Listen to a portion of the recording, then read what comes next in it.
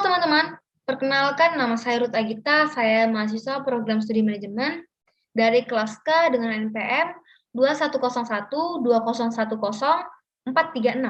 Pada kesempatan kali ini, saya akan membagikan sedikit materi mengenai matematika bisnis dalam penerapan ekonomi.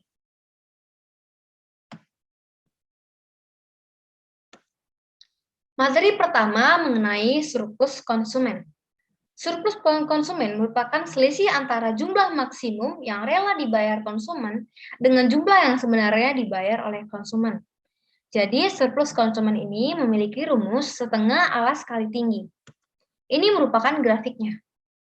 Jadi, Pmax itu merupakan harga maksimum, PR itu merupakan harga real, QR itu merupakan kuantitas real.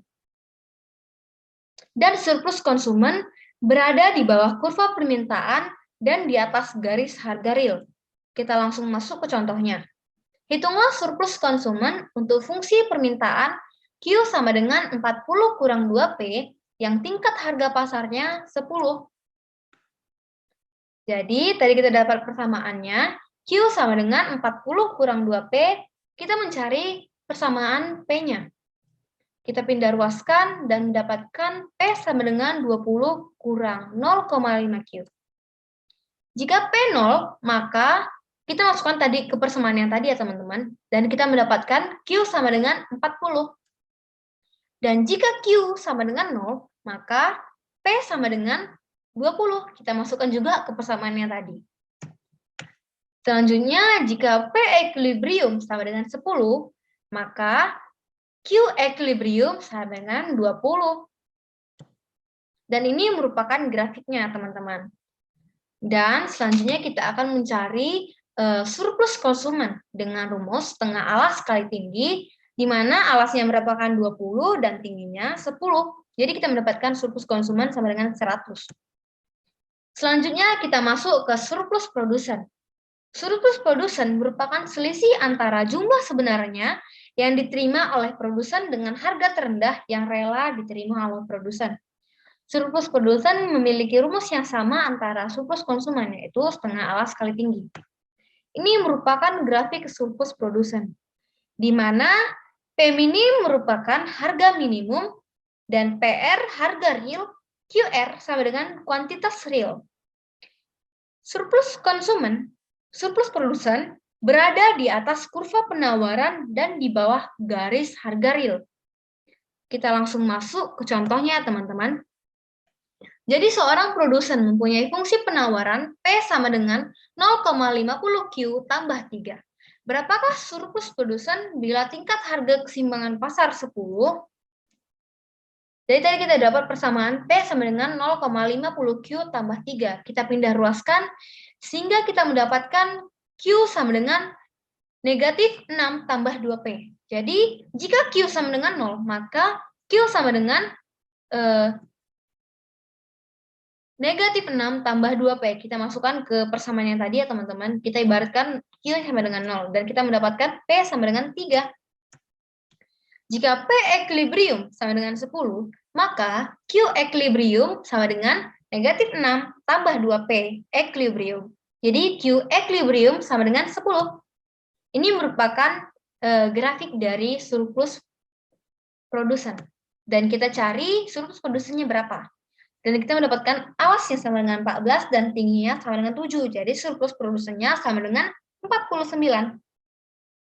Selanjutnya kita masuk ke topik surplus total. Surplus total merupakan jumlah antara surplus konsumen dan surplus produsen.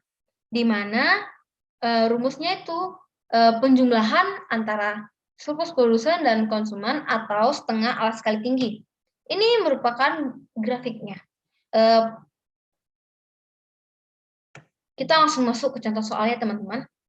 Penawaran dan permintaan akan suatu barang di pasar masing-masing ditunjukkan oleh QX sama dengan negatif 30 dan 5P tambah 5P. Dan QD sama dengan 60 kurang 4P. Tentukan surplus totalnya. Penawaran memiliki persamaan Q sama dengan negatif 30 tambah 5P. Kita pindahkan ruas sehingga kita mendapatkan persamaan P sama dengan 6 tambah 0,2 Q. dan permintaan berada di persamaan Q sama dengan 60 kurang 4P, kita pindah ruaskan sehingga kita mendapatkan P sama dengan negatif 15 dikurang 0,25Q.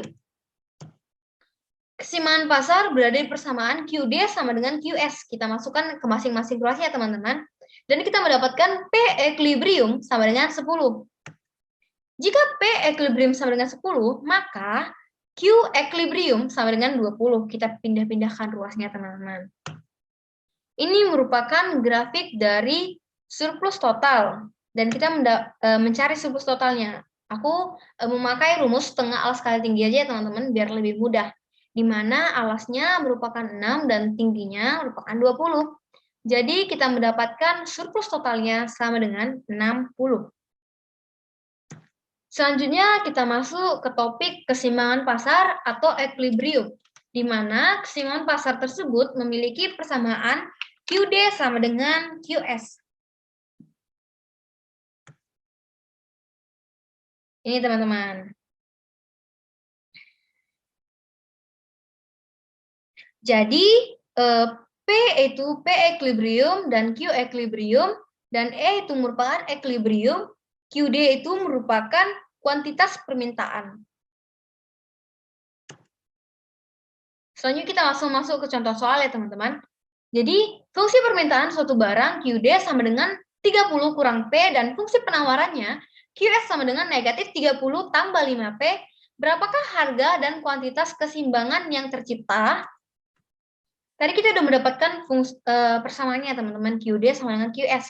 Kita masukkan ke masing-masing ruasnya sehingga kita mendapatkan P sama dengan 10. Maka kita udah bisa masukkan ke salah satu ruasnya karena kita udah dapat P sama dengan 10. Jadi aku ambil persamaan QD. Jadi aku masukkan 10, jadi Q sama dengan 30 dikurang 10 dan kita mendapatkan Q sama dengan 20. Dan titik equilibrium yang berada di P sama dengan 10 dan Q sama dengan 20. Jadi kurva permintaan jika ibaratnya itu P sama dengan 0 ya teman-teman. Kita masukkan ke QD-nya sehingga kita mendapatkan QD sama dengan 30. Dan kurva penawaran kita mau mencari P-nya.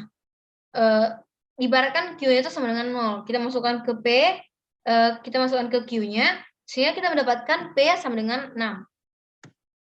Ini merupakan kurva dari equilibriumnya. Selanjutnya kita mau masuk ke fungsi permintaan. Fungsi permintaan mempunyai rumus Q sama dengan Q kurang Q1 per P kurang P1 sama dengan Q2 kurang Q1 per P2 kurang P1.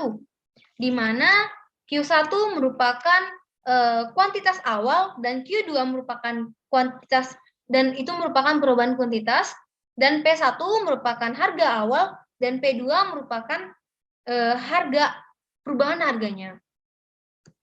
Dan ini merupakan kurva dari fungsi permintaan. Selanjutnya kita masuk ke contoh soal ya teman-teman. Produk akan terjual sebanyak 10 unit ketika harganya 250 dan jika harganya 200 akan terjual 15 unit. Tentukan fungsi permintaannya berserta grafiknya. Tadi kita sudah mendapatkan persamaannya teman-teman. Q sama kurang Q1 per P kurang P1 sama dengan Q2 kurang Q1 per P2 kurang P1. Kita masukkan, tadi kita Q1-nya sama dengan 10, P1-nya sama dengan 250, Q2-nya sama dengan 20, dan Q1 sama dengan 15. Dari situ kita mencari persamaan dari Q. Jadi kita mendapatkan Q sama dengan 15 dikurang 0,02P. Dan kita bisa mendapatkan titik potong sumbu Q jika P sama dengan 0. Kita ibaratkan dari persamaan Q tadi ya teman-teman. Kita ganti P-nya sama dengan 0 dan kita mendapatkan titik potongnya Q itu sama dengan 15 dan titik potong sumbu P jika Q sama dengan 0. Kita ubah lagi ya teman-teman. Q-nya sama dengan 0. Jadi kita mendapatkan titik P sama dengan 750. Jadi ini merupakan kurva dari fungsi permintaannya, teman-teman.